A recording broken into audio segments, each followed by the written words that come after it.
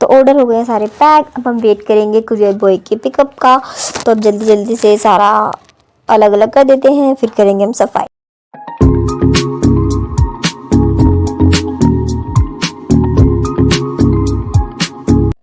Hey everyone, तो चलिए आज की वीडियो करते हैं शुरू। तो देखिए, सबसे पहले मीशो पे सेलिंग करने के लिए या फिर किसी भी ई कॉमर्स प्लेटफॉर्म पे सेलिंग करने के लिए आपको चाहिए होगा जीएसटी नंबर। वो सबसे मेन चीज़ है, और डॉक्यूमेंट्स तो आपके हो ही जाएंगे जैसे तैसे करके, बट जीएसटी नंबर आपको सबसे पहले लेना पड़ेगा। तो जीएसटी नंबर के लिए जो डॉक्यूमेंट रिक्वायर होते हैं वो सबसे पहले होता है आपका पैन कार्ड, आधार कार्ड आपके पास होना चाहिए जो कि विद मोबाइल नंबर अपडेट होना चाहिए, उस पर ईमेल आईडी होनी चाहिए, और चौथा आपका होना चाहिए electricity bill for address proof. ठीक है, अगर आप ओनर हो तो बिल, या फिर अगर आप रेंट पे रहते हो तो आपका लगेगा सिर्फ एक रेंट एग्रीमेंट। ओके, तो अगर आप हमसे अपना जीएसटी नंबर बनवाना चाहते हो तो आप हमें इंस्टाग्राम पे मैसेज कर सकते हो। ठीक है, तो चलिए आज का व्लॉग शुरू करते हैं। तो सबसे पहले हमने सुबह सुबह एक सेलर का काम होता है ऑर्डर चेक करना कि उससे कितने ऑर्डर आए हैं। हमको 10-11 बजे से पहले सारे ऑर्डर पैक करने होते हैं मॉर्निंग में। तो सबसे पहले मेरी तीन आइडिया हैं हम लोगों के पास, और भी आईडीज़ हैं बट जो मेन है वो 3 ही आईडी है मीशो की।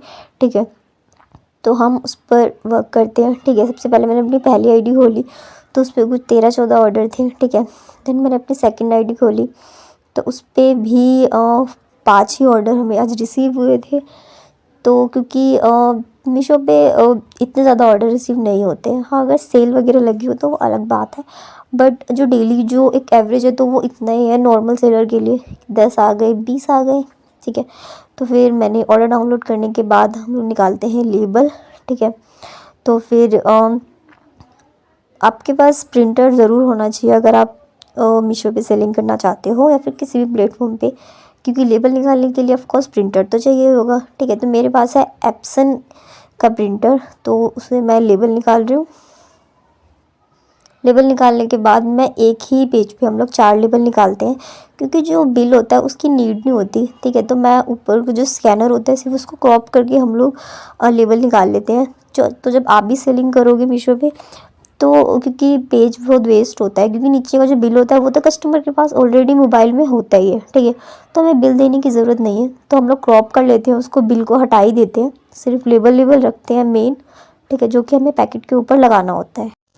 देखिए, प्रिंटर आप कोई सा भी ले सकते हो। ठीक है, कुछ प्रिंटर 4-5 हज़ार के भी आते हैं, बट आपको ये ध्यान रखना है कि आपको सिर्फ ब्लैक एंड वाइट की इंक की ज़रूरत है, आपको कलरफुल इंक की ज़रूरत नहीं है। ठीक है, तो आप कोई सा भी प्रिंटर ले सकते हो। ठीक है, और आपके पास होना चाहिए एक लैपटॉप। अगर आपके पास लैपटॉप नहीं है तो आप मोबाइल से भी प्रिंट निकाल सकते हो। कुछ प्रिंटर में मोबाइल से प्रिंट निकालने के लिए आता है, तो आप वो भी कर सकते हो। ठीक है, तो लेबल निकालने के बाद मैंने कर दिया अपना लैपटॉप शट डाउन। तो लैपटॉप शट डाउन करने के बाद अब हमें करनी है पैकिंग, क्योंकि लैपटॉप चलाने का सुबह इतना टाइम नहीं होता। बस लैपटॉप हम लोग चलाते हैं सिर्फ लेबल निकालने के लिए, क्योंकि इतना ज़्यादा टाइम नहीं होता, क्योंकि सुबह पैकिंग भी करनी होती है, क्योंकि पिकअप वाले 11 बजे के बाद कभी भी आ जाते हैं। ठीक है, तो मैं आ गई अपने नीचे वेयर हाउस में। वहाँ पे मैंने देखी ये पन्नी, और हम लोग क्योंकि पन्नी में ही पैक करते हैं, क्योंकि हमारा जो मतलब प्रोडक्ट है वो कॉस्मेटिक्स में है मेनली, और मतलब किड्स टॉय में भी है, तो इसलिए हम लोग पन्नी यूज़ करते हैं ताकि कस्टमर के पास वो प्रोडक्ट डैमेज ना जाए। अगर डैमेज जाएगा तो ऑफ कोर्स कस्टमर रिटर्न करेगा ही। ठीक है, क्योंकि वो अगर कोई भी चीज़ भले ही ऑनलाइन ले रहा है, बट वो अगर पैसे दे के ले रहा है, ठीक है, फ्री में तो कोई लेगा नहीं। अगर पैसे दे के ले रहा है तो वो ख़राब चीज़ क्यों लेगा, राइट। तो अगर कस्टमर रिटर्न करता है तो उसमें हमारा ही नुकसान होता है ना। तो ठीक है, ये सारी चीज़ें हम लोग धीरे धीरे समझेंगे। तो फिर मैंने निकाली पैकिंग की पन्नी, फिर मैं गई अपना प्रोडक्ट चेक करने कि कोई प्रोडक्ट ख़राब ना हो। कुछ आदमी डैमेज आ जाते हैं, है ना, क्योंकि हम लोग मार्केट से लेके आते हैं, तो एक प्रोडक्ट इतना टाइम नहीं होता कि एक प्रोडक्ट वहाँ पे बैठ के चेक करें।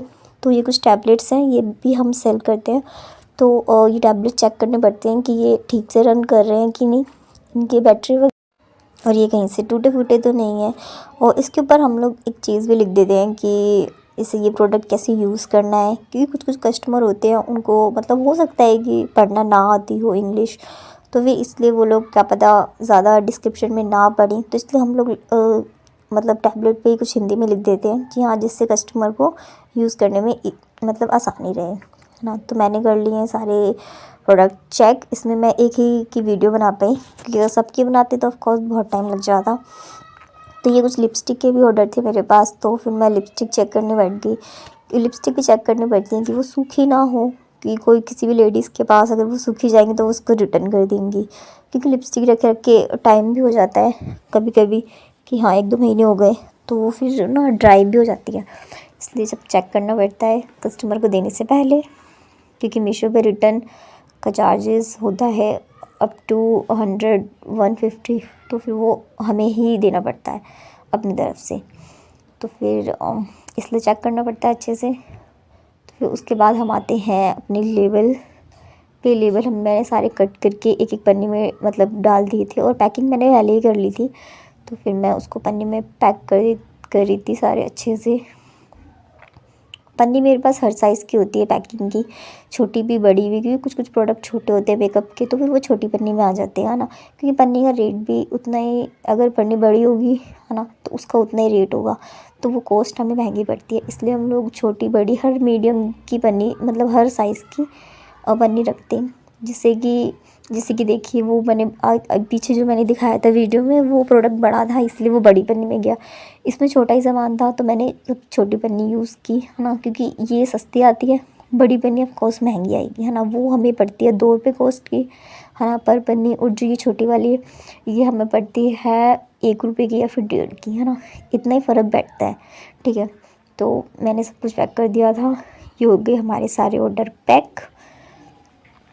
फिर पैक करने के बाद हमें ऑर्डर अलग अलग करने पड़ते हैं। जैसे मीशो की जो कुरियर सर्विस है ना, वो उनकी खुद की नहीं है, इसलिए उन लोगों ने टाइप कर रखा है। ठीक है, कुछ 4-5 कंपनियों उसके साथ, है ना, जिसमें पहली है हमारी इकोम एक्सप्रेस, दूसरी है एक्सप्रेस बेस, तीसरी है शैडोफैक्स, चौथी है हमारी चौथी है हमारी वल्मो करके, है ना, और एक हमारी डिलीवरी करके। ठीक है, तो ये 4-5 कुछ डिलीवरी पार्टनर्स हैं, तो इनके अलग अलग पैकेट होते हैं, तो ये डेली हमसे पिकअप करने आते हैं। तो लेबल के ऊपर लिखा हुआ आता है ना, जैसे कि आप देख रहे हो पैकेट में इस पर वल्मो लिखा हुआ है, तो मैं वल्मो के पैकेट अलग कर दूँगी, डिलीवरी के अलग कर दूँगी। इन सब के अलग अलग कुरियर बॉय आते हैं। ठीक है, इकोम के अलग, वल्मो के अलग, डिलीवरी के अलग। ठीक है, तो इनके पैकेट हमें अलग अलग करके देने पड़ते हैं। मतलब जौन सा पर्सन होगा जिस कंपनी से, उनको पिकअप को उनको देने पड़ते हैं। ठीक है, तो इसमें भी बहुत टाइम लग जाता है। कभी कभी आज तो ऑर्डर कम है तो इसलिए कम टाइम लगा, कभी कभी ऑर्डर 100 से ऊपर चले जाते हैं तो उसमें बहुत सारा टाइम चला जाता है। इसी में एक पैकेट इधर में ना रह गया हो, किसी का पैकेट किसी में ना चला गया हो, है ना। जैसे हो जाता है कभी कभी डिलीवरी का पैकेट चला गया हमारा इकोम में ऐसा। तो ये है हमारे डिलीवरी के मतलब कुरियर बॉय। तो इनकी आज 2 ही पिकअप थी, तो ये पिकअप लेके जा रहे थे। मैंने सोचा थोड़ी सी वीडियो कैच कर लेती हूँ, तो मैंने ये छत से कैच की थी इसलिए थोड़ा सा मतलब ब्लर है। तो फिर मैं आ गई घर में सफाई करने के लिए। पता है क्या होता है कि ना, मतलब जब मैं पैकिंग करती हूँ ना तो सारा सामान इधर उधर फैल जाता है। मतलब रात को तो सब ठीक होगा, बट जब नेक्स्ट डे मैं सुबह पैकिंग करती हूँ ना तो बहुत जल्दी जल्दी में करती हूँ। सारा इधर उधर देखो कैसे पूरा बेड फैला पड़ा है ना।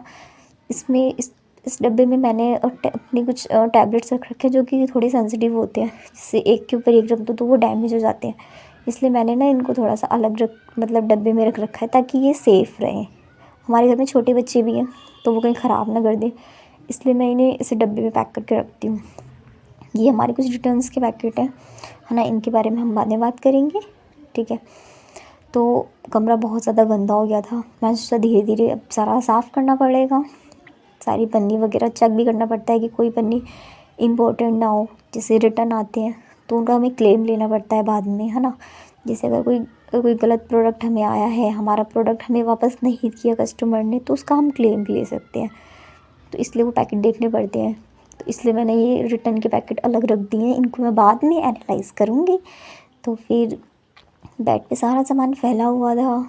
ये कोई टैब्स हैं जो कि रिटर्न की ही पन्नी में निकले थे, तो ये मैंने भी चेक नहीं किए।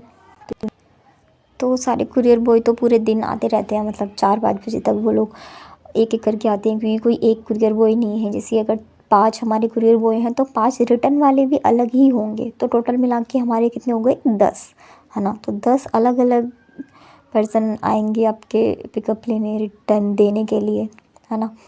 तो फिर मैंने सोचा अब तो पूरे दिन तो बिज़ी जाने वाला है, तो पहले सफाई ही कर लेते हैं। तो फिर मैं लग गई सफाई में, सारा पन्नी वन्नी सब सेट करने में, क्योंकि ना सुबह सुबह इतना टाइम नहीं होता कि हर चीज़ इतना आराम आराम से करूँ, तो ना मैं सारी चीज़ जल्दी जल्दी में करती हूँ। तो फिर अब धीरे धीरे सफाई करनी पड़ेगी। तो ये सारी ना पैकिंग वाली पन्नियाँ हैं जो कि मैं ऐसे ही फैला के जितने की ज़रूरत होती है उतने निकाल लेती हूँ, बाकी सारी ऐसे मतलब ऐसे फेंक देती हूँ। तो फिर वीडियो पॉज करके मैंने कर ली थी जल्दी जल्दी से सारी सफाई। हम लोग एक्चुअली नीचे हम लोग रहते नहीं है, ये सबसे नीचे का फ्लोर है हमारा। तो यहाँ पे ना क्या है कि नीचे को हो गया है घर, तो नीचे ना बहुत ज़्यादा सीलन रहती है और ठंड भी बहुत ज़्यादा लगती है हाँ, चारों तरफ से बंद है इसलिए। तो नीचे हम लोग नहीं रहते, हम लोग सबसे ऊपर रहते हैं, सबसे खुला है तो वो धूप वगैरह आती रहती है तो वहाँ अच्छा है। तो नीचे हम लोगों ने ऐसे अपना वेयर हाउस बना लिया है। तो आज के लिए बस इतना ही, बाकी हम लोग मिलते हैं अपनी नेक्स्ट वीडियो में। Bye bye.